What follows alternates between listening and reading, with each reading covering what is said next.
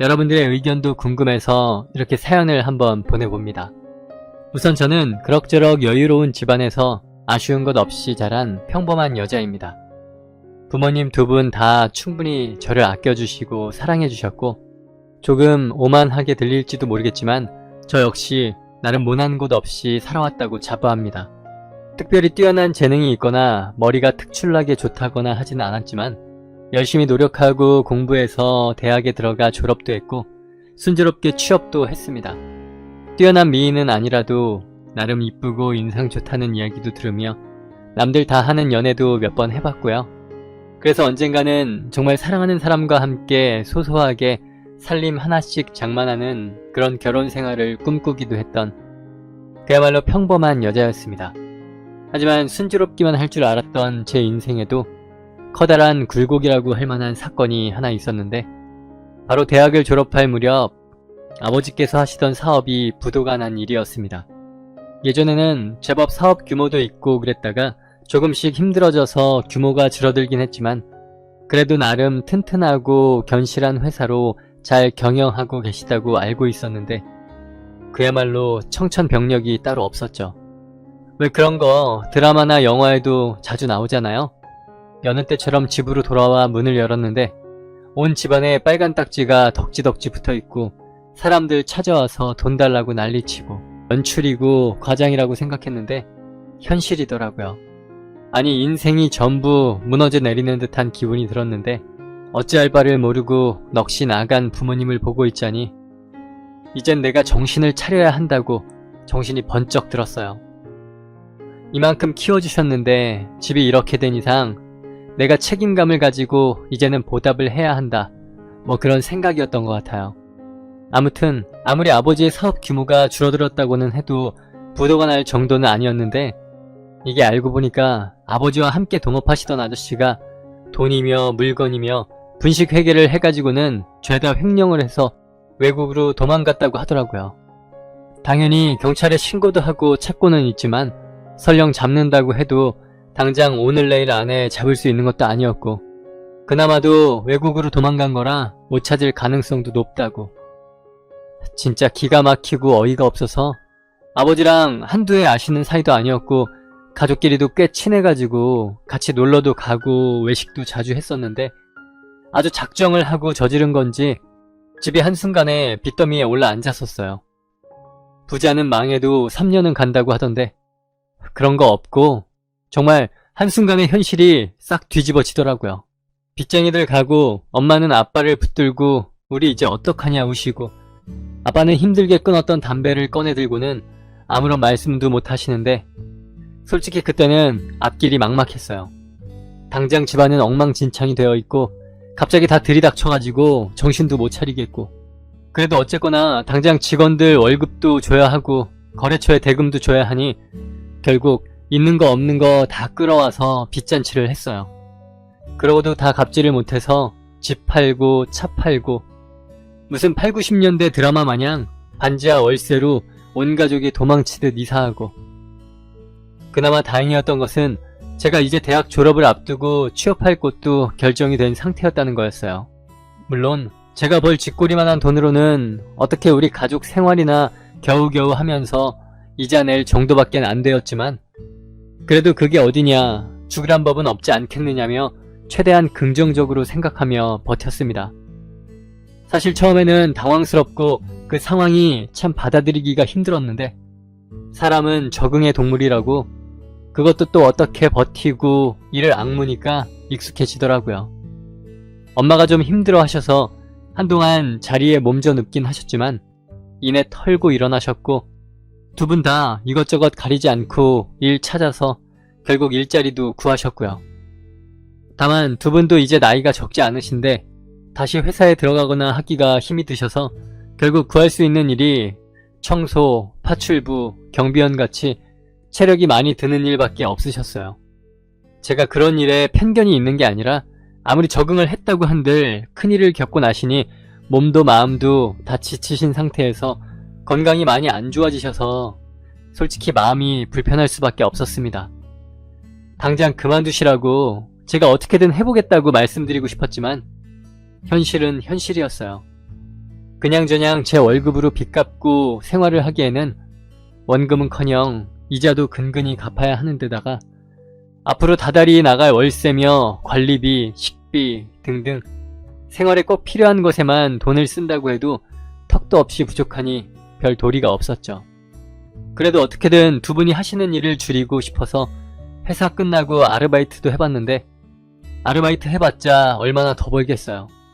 그냥저냥 식비랑 생활비가 아주 조금 더 여유 있어지는 거 말고는 큰 의미가 없더라고요.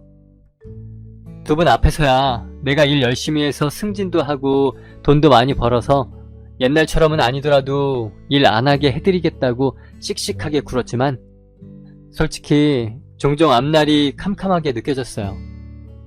당시 사귀던 남자친구랑 결혼하려고 모으던 돈도 전부 다 쓴 상태인데다가 앞으로 남자친구랑 결혼은커녕 결혼 자체를 할 수 있을지도 의문이 들었거든요.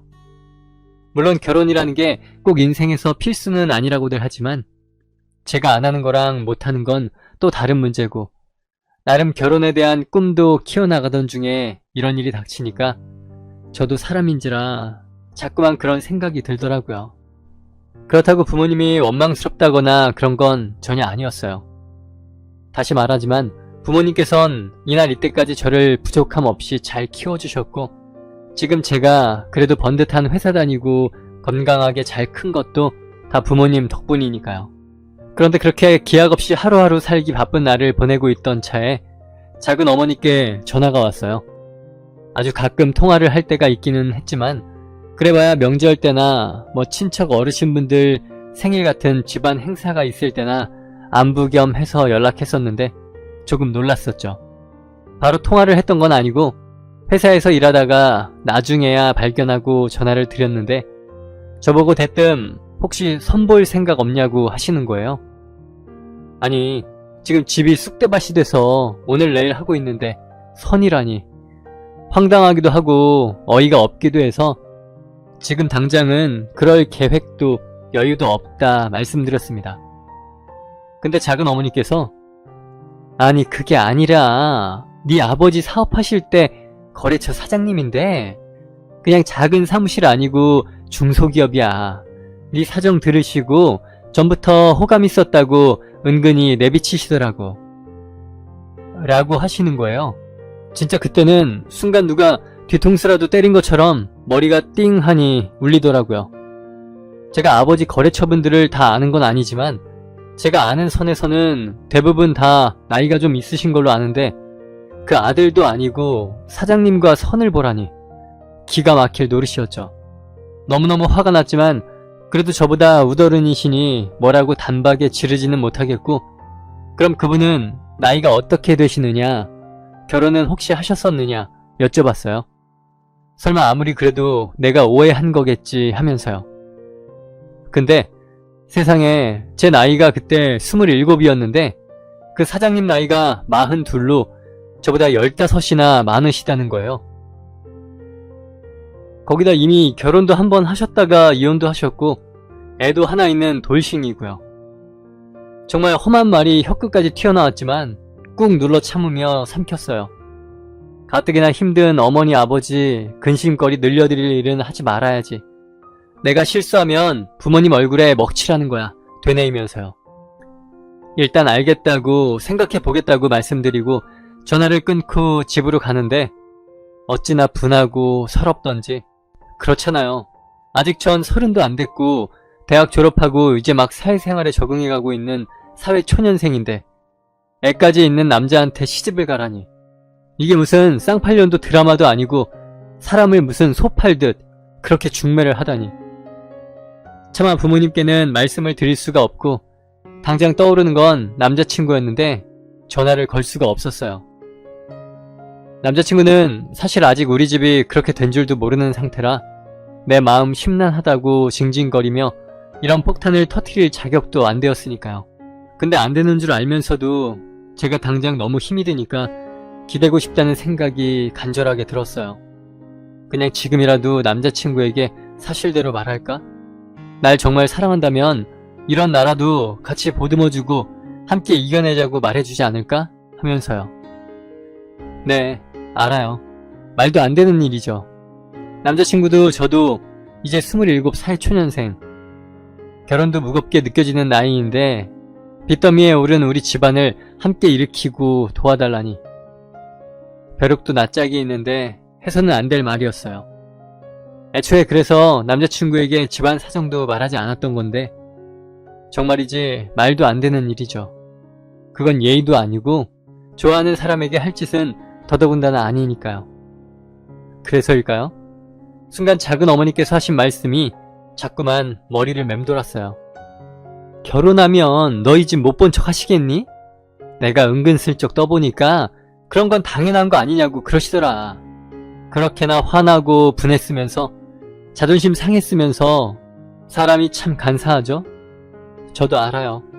돈 없다고 자존심 없는 거 아니라고 큰 소리 땅땅 치고 잘난 척은 혼자 다 하면서 살았는데 근데 돈이 없으니까 현실이 그렇지가 않더라고요. 어차피 이대로는 남자친구랑 결혼하기도 힘들 텐데 결혼은 현실이라 연애할 때랑은 또 다르다고 하던데 그런 갖은 변명을 머릿속에 떠올리고 합리화하면서 말이에요. 매일 일이 끝나고 집에 돌아오신 엄마가 허리며 어깨가 아프다고 끙끙 앓으시는 소리도 듣기 싫었고 한밤중에 발소리를 죽이고 밖으로 나가 담배를 피시며 한숨 쉬시는 아버지의 뒷모습이 싫었어요.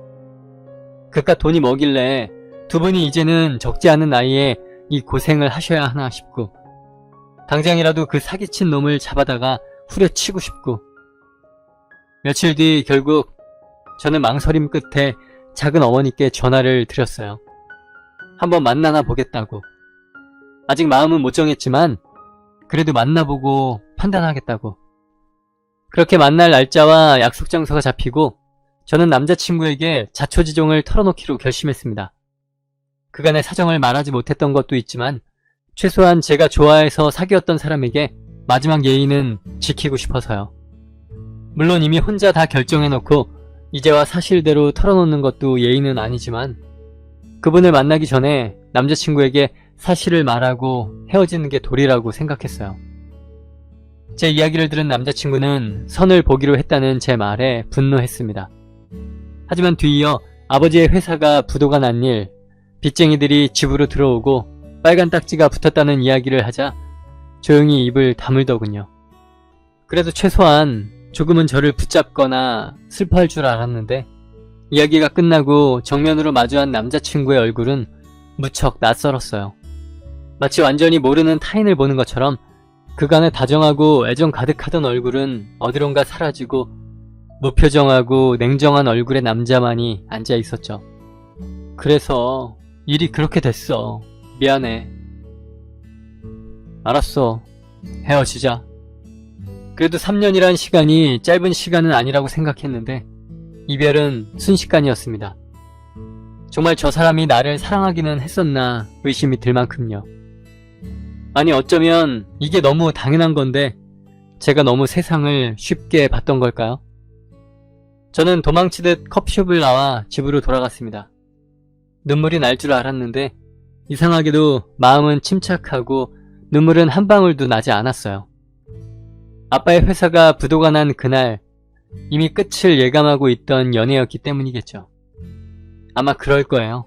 지금 생각하면 인생에 내려진 시련이 걸러준 또 하나의 몹쓸 인연.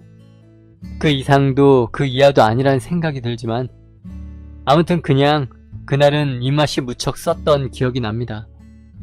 하지만 인생은 하나의 문이 닫히면 또 새로운 문이 열리는 법이라고 하던가요?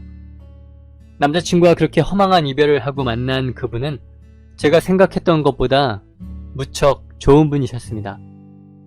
비록 저보다 15살이나 나이가 많으셨지만 지나치게 나이가 들어 보이지도 않았고 하지만 또 그 나이이기 때문에 가질 수 있는 세련됨과 여유로운 분위기가 있는 그런 분이셨어요. 그래서 그런지 뭔가 참 마음이 편하고 안정이 되더라고요.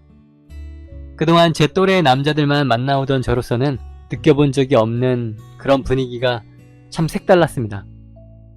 그리고 무엇보다 좀 속물같이 들릴 수도 있다는 건 잘 알지만 집안이 그렇게 기울어지고 1,000원, 2,000원도 아쉬워 2번, 3번 생각하고 쓰던 저로서는 너무나 오랜만에 갖는 여유롭고 편안한 시간이었어요. 오히려 무리해서 좀 더 어른인 척 할 필요가 없도록 배려해주시는 모습도, 몸에 배어있는 매너도 전부 다 포함해서 말이죠. 처음엔 한번 만나나 볼까 하던 일회성 만남이 다음과 그 다음을 기약하게 되는 건 순식간이었습니다. 물질적인 여유도 여유지만 우린 생각보다 대화가 참 잘 맞았고, 특별히 어딘가를 꼭 가지 않더라도 커피 한 잔을 앞에 두고 혹은 차를 타고 드라이브를 하면서도 정말 수많은 주제로 긴 시간을 대화할 수 있었거든요. 사실 지금까지 만나왔던 남자친구들을 모두 떠올려봐도 이렇게까지 대화가 잘 맞는 사람은 없었어요.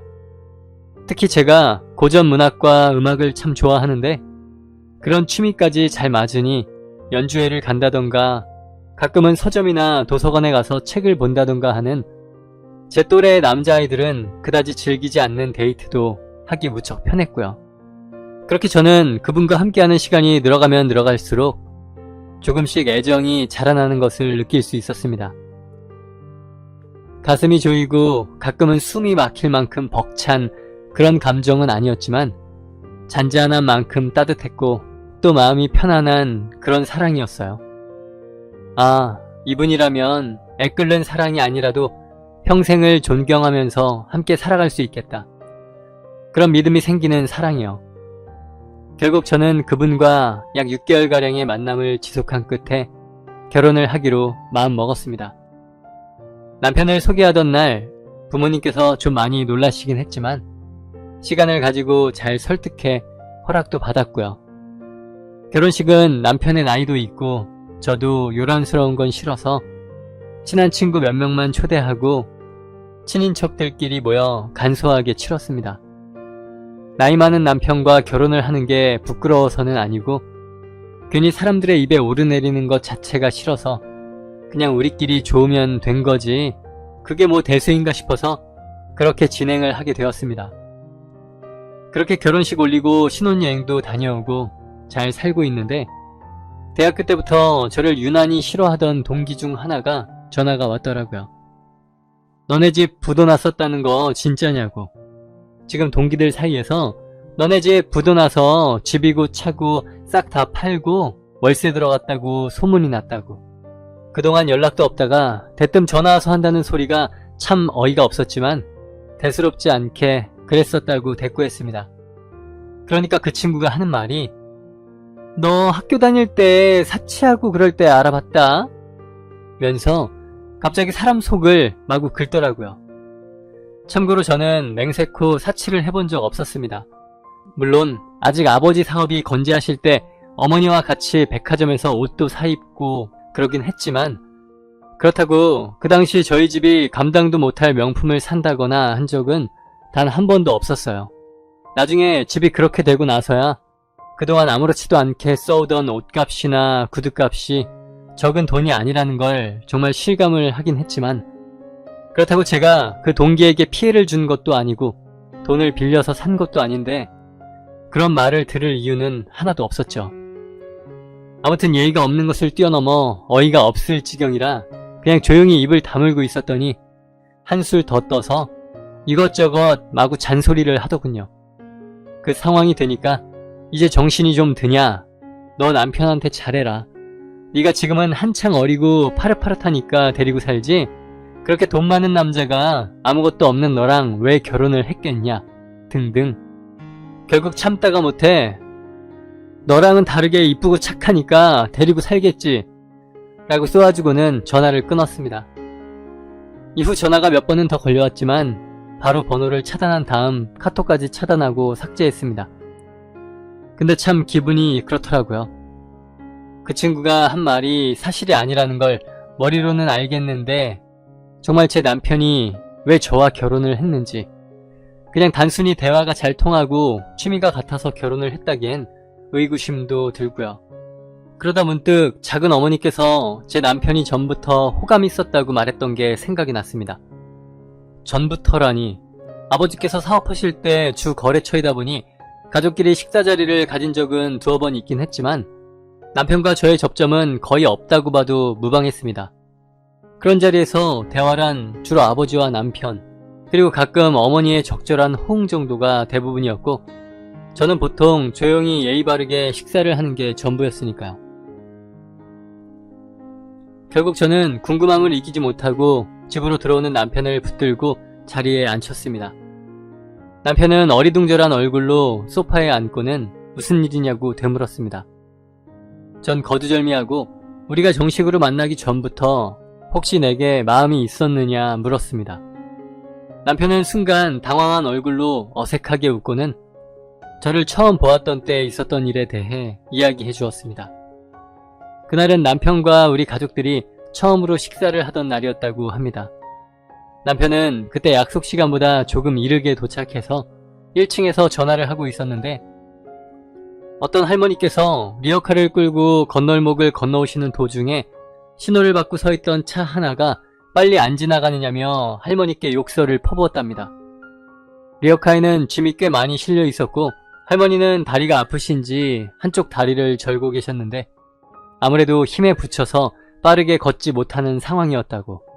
근데 갑자기 그 차 옆에 있던 차에서 웬 여자가 하나 내리더니 할머니께 욕설을 퍼붓는 차를 향해 아니 할머니께 왜 그래요?